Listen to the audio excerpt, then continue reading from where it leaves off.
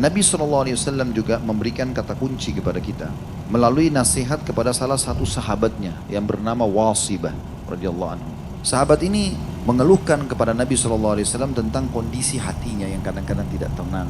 Maka Nabi SAW berkata kepada beliau, "Istaftih nafsak, istaftih qalbak ya Wasibah." Coba kamu tanyakan fatwa itu ke dalam dirimu sendiri, hai Wasibah. Dan tanyakan juga ke dalam hatimu. Thalathan, 3 kali Nabi ulangi. Lalu beliau mengatakan, wal ithmu albirru matma'annat ilaihi nafs watma'anna ilaihi qalb. Ketahuilah kebaikan-kebaikan kalau kau sibuk lakukan, ketaatan-ketaatan itu akan membawa kepada ketenangan jiwamu. Ini dari saksi bahasan kita. Dan akan menenangkan hatimu sehingga keadaan bagaimanapun kita bisa menerima gitu. Kemudian beliau mengatakan wal ism mahaka fi nafs wa taraddada fi sadr wa in aftaka nasu wa aftuka. Artinya, dan dosa itu selalu membuat engkau gelisah dan membuat jiwa itu tidak tenang serta hati itu selalu tergoncang walaupun engkau telah diberikan fatwa oleh para manusia. Tentu teman-teman sekalian di sini perlu digarisbawahi ya. Kalau yang dimaksud dengan hadis Wasibah radhiyallahu anhu ini sesuatu yang belum jelas hukum halal haramnya. Kalau kita masih ragu ini benar nggak sih, ini boleh nggak sih gitu, maka kembali kepada hati kita. Tapi kalau sudah jelas halal haramnya, nggak boleh lagi kita tanya hati kita. Jelas babi haram, nggak usah bilang hati saya tenang nggak sih, nggak perlu, udah haram selesai. Tapi kalau antum lagi mau diajak transaksi bisnis, antum nggak tahu hukumnya, belum tanya fatwanya, atau antum tanya memang jawabannya juga belum jelas, sesuatu masalah-masalah yang kontemporer yang baru gitu, maka akhirnya antum tanya hati antum, tenang nggak sih? Ini juga masuk dalam makna hasil daripada istikharah. Tidak harus mimpi, tapi ketenangan jiwa. Ibnu Rajab rahimahullah mengatakan hadis Wasibah ini dan yang semakna dengannya menunjukkan agar kita selalu merujuk pada hati ketika ada keraguan. Jika jiwa dan hati tenang, maka itu suatu kebaikan dan halal. Namun jika hati dalam keadaan gelisah, maka itu berarti suatu dosa dan keharaman. Ingatlah, kata beliau, hadis Wasibah dimaksudkan pada perkara yang belum jelas halal haramnya. Apakah termasuk dosa atau bukan? Sedangkan yang sudah jelas halal haramnya, maka tidak perlu rujuk ke dalam hati. Tapi yang kita diperhatikan di sini teman-teman sekalian, bahwasanya kegelisahan yang sedang dibahas dalam dosa besar ini itu disebabkan selain ada potensi dalam diri memang karena dosa, memang karena adanya dosa. Kalau seandainya ada orang bilang begini, ada sebagian orang tenang-tenang saja walaupun sudah buat dosa, tiap malam mabuk, berzina, melakukan kemaksiatan, tapi kita lihat tenang-tenang saja, tawa-tawa sana sini, dia tenang saja, hidupnya biasa-biasa saja.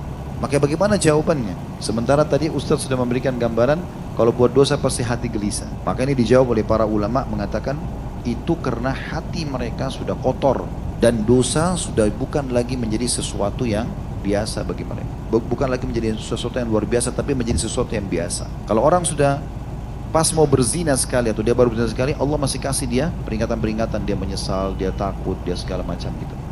Nah, tapi kalau seseorang itu sudah melakukan rutinitas berzina, kumpul kebo terus sekian lama gitu kan, dan jadi biasa, maka itu masuk dalam firman Allah subhanahu wa ta'ala yang Allah sebutkan dalam surah Al-Mutaffifin ayat 14, kalla barrana ala qulubihim ma kanu yaksibun. Sekali-kali tidak, sebenarnya apa yang mereka usahakan telah menutupi hati mereka. Ibnu Qayyim menanggapi ini mengatakan, jika hati sudah semakin gelap dengan dosa-dosa, maka amat sulit untuk mengenal petunjuk dan kebenaran. Jadi setelah kita bacakan dari tafsirnya, kita juga sudah menjelaskan penyebab utama daripada munculnya sifat keluh kesah ini dan akhirnya terbumbuhi dan menjadi pola dalam kehidupan seseorang justru kalau dia buka pintu dosa. Kemudian di sini penulis Syekh Muhammad mengangkat setelah ayat Al-Quran adalah hadis Nabi alaihi salatu wassalam, syarru ma fir rajuli syuhun hali'un wa jubnun khali'.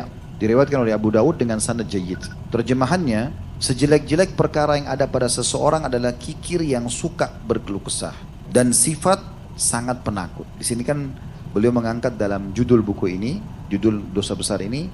Jadi karena Nabi SAW mengatakan syarru ma fir rajul, yang paling buruk ada pada diri, jiwa, hati seseorang justru syuhun hali'. Yang dimaksud adalah seseorang itu kikir dan suka berkeluh kesah. Kemudian juga jubnun hali' atau sifat penakut yang berlebihan. bukan pada tempatnya. Maka ini jadi saksi bahasan kita tentang masalah kenapa dia masuk dalam kategori dosa besar. Kenapa dia masuk dalam kategori dosa besar. Melihat kira-kira bagaimana atau siapa saja yang bisa lolos dari sifat keluh kesah ini. Allah sebutkan sifat-sifatnya. Sekarang kita akan baca surah Al-Ma'arij, ya, ayatnya dan terjemahannya. Itu dimulai dari ayat 21-nya sampai ayat 35. Surah nomor 70 ya. Atau kita mulai dari ayat 19-nya supaya sesuai dengan saksi bahasan yang diangkat oleh Syekh Muhammad rahimahullah. Innal insana khuliqa halu'a. Sungguhnya manusia diciptakan bersifat keluh kesah lagi kikir. Sudah kita panjang lebar jelaskan dari tafsirnya dan juga sebabnya. Kemudian ayat 20-nya idza massahu syarru jazu'a. Kalau ditimpa kesulitan dia selalu berkeluh kesah. Dia bukan justru menerima sebagai keputusan Allah. Ayat 21-nya wa idza massahul khairu manu'a. Dan apabila dia mendapatkan kebaikan dia sangat kikir. Nah kata sebagian ulama ini ada hubungannya ya. Kapan orang itu selalu kalau antum ketemu isi hidupnya keluh kesah. Suami saya begini, istri saya begini, anak saya begini, pekerjaan saya begini. Keluh kesah saja. Tidak ada bahkan lisannya mengatakan Alhamdulillah. Pastikan orang itu kikir. Ini seperti satu paket. Sebagaimana juga orang kalau kikir pasti keluh kesah hidupnya. Kemudian kita masuk di ayat, bukan 21, tapi ayat 22-nya ya, solusinya di sini. Illal musallin. Golongan pertama yang bisa lolos dari sifat keluh kesah dan pelit ini adalah orang-orang yang mengerjakan sholat. Di ayat 23 yang dijelaskan sholatnya seperti apa? Alladzina hum ala sholatihim daimun. Mereka yang tetap atau rutin selalu mengerjakan sholat itu. Kata sebagian ulama, maksudnya dia menjaga 3 hal. Ketepatan waktu sholatnya, ketepatan gerakan sholatnya, dan ketepatan bacaan sholat. Bergabung 3 hal ini. Azan langsung, gak ada aktivitas lain. Masjid, selesai. Mau rajam ketemu dia pun tidak ada urusan.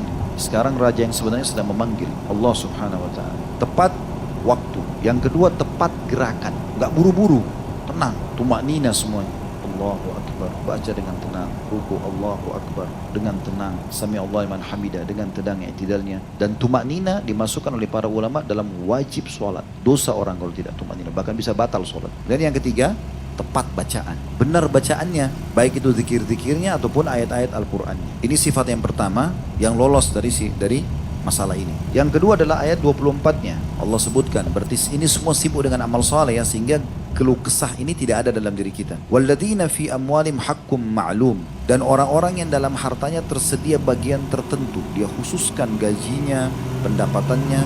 Untuk siapa? Ayat 25. Lis-sa'ini wal mahrum. Yang dia khususkan setiap hari, setiap bulan.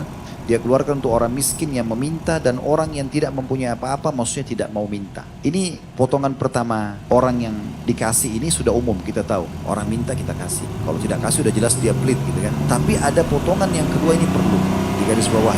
Mahrum. Di sini terjemahannya adalah orang yang butuh tapi tidak mau minta. Ini yang perlu antum kejar. Ada orang kelihatan kayak orang mampu, padahal sebenarnya tidak. Karena dia tidak mau mengemis. Karena memang ini satu hal yang aib tersendiri ya. Larangan dalam Islam untuk mengemis itu. Kecuali orang dalam keadaan darurat sekali.